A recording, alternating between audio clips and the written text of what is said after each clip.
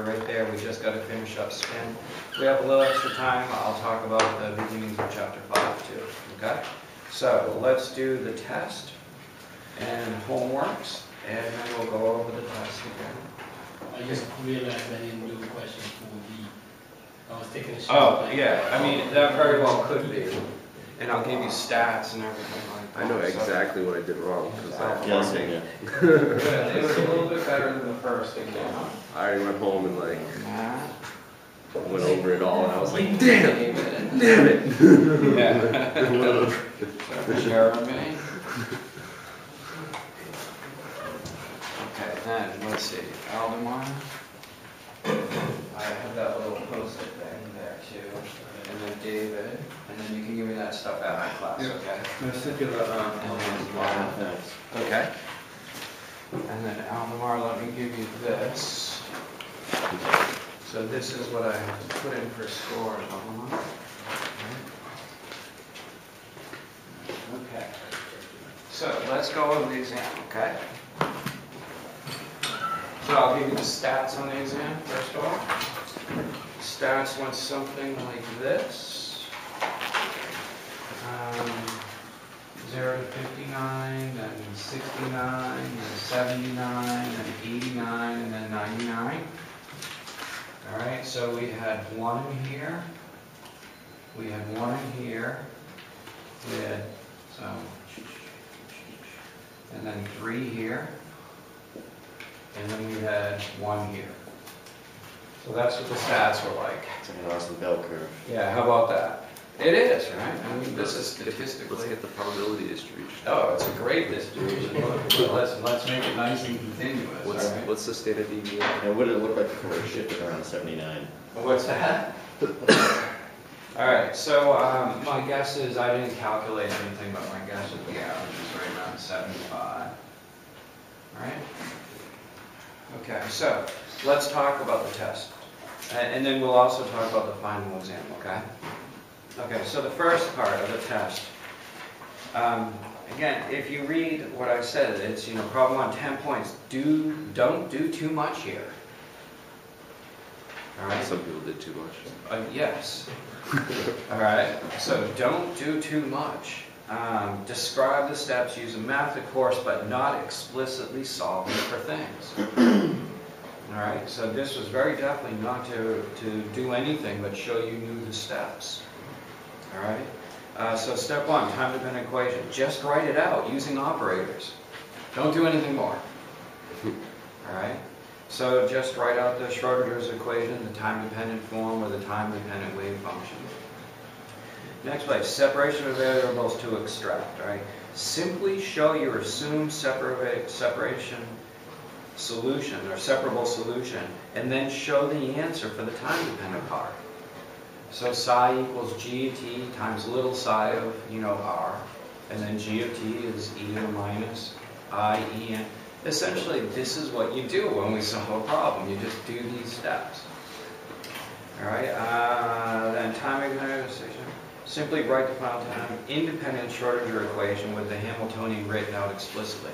So write the time-independent Schrodinger's equation with the full Hamiltonian using a del operator, so that you didn't have to write it out specifically in spherical coordinates. Or radius. So it's a minus. You forgot a minus. Why did I just remember when I saw you? Yeah. So you wrote, but you did, right? Am I right? Yeah, but I forgot the minus. I can't believe I'm looking at you and all of a sudden a minus popped up right there. And you forgot a minus right there. It's right there. All right, so minus h bar squared over 2m del squared, and I usually put a little r theta and phi, after, plus v of r times psi equals that. So the time-independent equation. Write out the separable solution there. All right, so in the time-independent equation, so it's 3 spatial variables, where in r, theta, and phi. So just write out r of r, theta of theta, phi of phi. Yeah. All right, or if you wanted, our strategy is that we're only solving radially dependent potentials. So we really break it into an r of r and then some function of theta and phi, so that we're just separating the angular with the radial. All right, Yeah. and then the solution for that is just the angular part are the spherical harmonics. Right. So this was literally 2 seconds, a half a second, half a second, half a second, half a second, half a second. It was just showing the steps, not going. It's the steps, yeah. And then the next thing is I said, look, don't do the separation of variables. I know you can do it, and I kind of asked you to do it, I think, for homework, or at least, no, what I said is go through it in the book to make sure that you can do it. All right, and I said, look, here is the radial dependent part. I'm glad you didn't ask us to do it and memorize the Laplacian and spherical. Right, and it's just, it's not reasonable for a test, you know, an in-class exam. It's not reasonable. If you gave us the Laplacian, it might not be that bad, but. Yeah, it's still messy though. Yeah. It's something you guys all should be able to do. You should go, oh, this is going to take me a while. Right. But there should never be a question. You just know how to Right. go through and do it. Yeah. Okay. Yeah. Then what does your final stationary state solution look like? Find to use complex abstract vector space if you like. So I just said psi equals e to the minus en over h bar times time, and then a little ket with n, l, and ml, where the n, l, and ml are the complex abstract vector space representation of the time-independent Schrodinger's equation. Then I asked you, what is the normalization condition on that? And it's just the inner product using bras and ket. So the bra ket of n prime l prime ml with n l ml, and that equals the Kronecker delta of n prime n l prime l ml prime ml. Okay. And then you know, I said write out the general solution. So the general solution equals a summation over n l ml times some c of n l ml. But then I put in brackets, you have to put here where n equals 1, 2, 3, the l equals n minus 1 all the way to 0, and ml. So those are the conditions on ml. And then it's just the same linear combination of those stationary states that we built earlier. So this was just a completely description type thing. All right. And then finally, you know, what happens if you didn't use like a Coulombic potential, and instead you had a potential that it was a form of 1 over r cubed? I said, what happens to the angular part? I think at this point I should brag. Okay. I was odd, like obviously, like I did all the solutions and everything. And like, Yeah, so Matt is one that did way too much here. Yeah. And so, you know, if the potential is just a function of r, when you do the separation of variables, what happens to the separation for the angular parts? Nothing. They're not a Nothing. function of r. Nothing, yeah? Yeah, so that's see that. Okay, so that doesn't change. Yeah. Okay?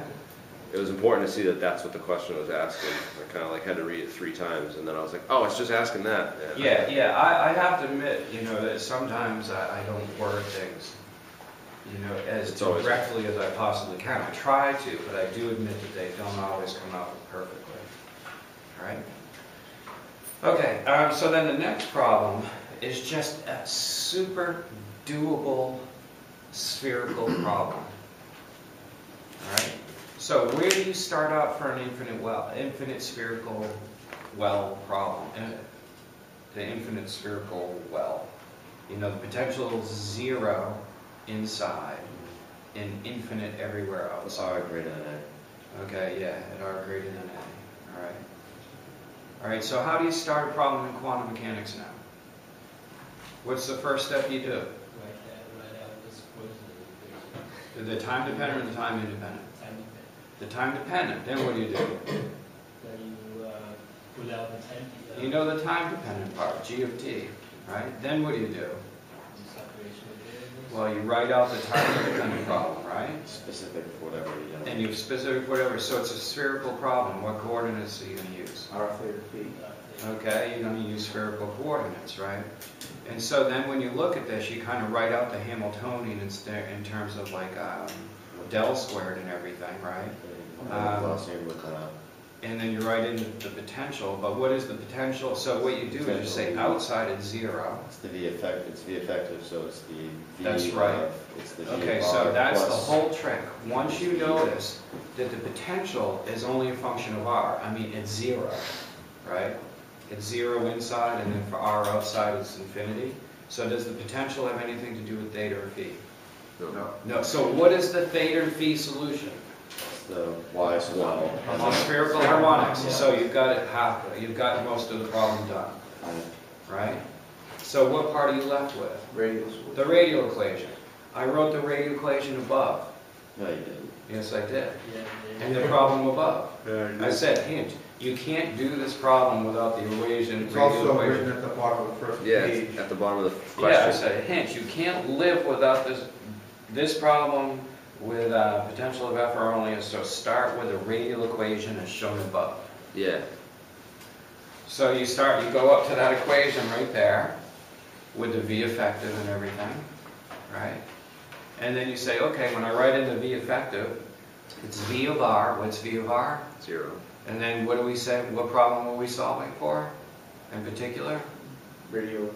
Nope, we said we're only solving for one thing. Find all the stationary state wave function and allowed energies only for... L is 0. So what does the entire V effective come out to be? 0. 0. Yeah. So when you write that differential equation is exactly the same differential equation as the 1D well, the infinite 1D well. So you write down the solutions to the infinite 1D well. We used A sine Is there kx. an L plus, I was looking at this last night at 6 a.m. Yeah, Is there an L plus 1 in that, or no, I forget? we're only solving. So Griffiths does a problem, I did it in class. Yeah, All right, and we very definitely are solving it for one particular case, L equals 0. And so what you're left with is a solution, A sine kr plus B cosine kr for the U of R. But remember, R of R was U of R divided by R, which I stated above. And so you want to make sure this thing goes to 0 right at the boundary, right? And you want to make sure this thing goes to 0, at R equals 0, everything inside. And so when you put in those two boundary conditions on that solution, you can figure out at least one of those. I think it's B equals 0. Yeah, cosine goes up. Yeah, because R goes to 0. The cosine becomes 1 at 0, but then you're dividing by 0, so you better make so it blows B up. equals 0, yeah. All right, and so you're left with A sine kr, all right, and then you need that to go to 0 at the boundary. And so then you can get kr equals n pi. And it's the same solution as the 1D problem. I just forgot a couple steps, so I should have wrote them out. I thought they were like implicit, or like it's like we did the separation of variables, the time independent part. I didn't write that at the top. And so Yeah, it's but that's kind of what I want you to get in the habit of doing. And if you get in the habit of doing that, literally the problems will just start solving themselves. So there was the L plus 1 factor, but L equals 0, so you just have a 1 over R squared in addition to I see what you're minus saying, B the L squared. plus 1 and the Yeah. effective. I was thinking L in terms of No, quantum the L, number. because, and that comes from your separation of variables. The piece. radial equation. Right. So the radial When you separate equation the from spherical separation of harmonic. variables. What is it? 0 plus 1 times 0, so it's not 1 over R squared. It's just 0. It's L times L plus 1. Yeah. Yeah, so And it's L is L 0. goes to 0. So so you're it's multiplying one. by 0. It's It's just 0. 0 times 1 is 0. Yeah. 0. Okay, so I'm guys, tired, sorry. so here's the scoop. Yeah, Super doable. right.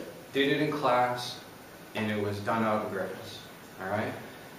You will feel so good if you go home, close your book, and just get that problem right. It is essentially the 1D well one more time. Okay? All right, so if it's one more question I had. If it's like a 1D well, like obviously it's a 1D well because like those solutions can be rotated, arbitrarily through all those angles. But could you also have wave functions like across like the Yes, phone yeah. and stuff? So Yeah. like, where do I get the basis? same set for answer, this? same answer. This is just a good basis set, Yeah, and it's radial. yeah, All right? yeah. Because R, I guess, could go from 0 to R. So, yeah. Okay. At every angle. So it's just a good basis set from which you can build any answer out of. inside Follow of there. through. And I forgot the IH bar, and that was a problem. Yeah, so little details, all right? The only thing in there is that I started worrying that someone might be able to try to normalize this thing. And did I normalize this in class?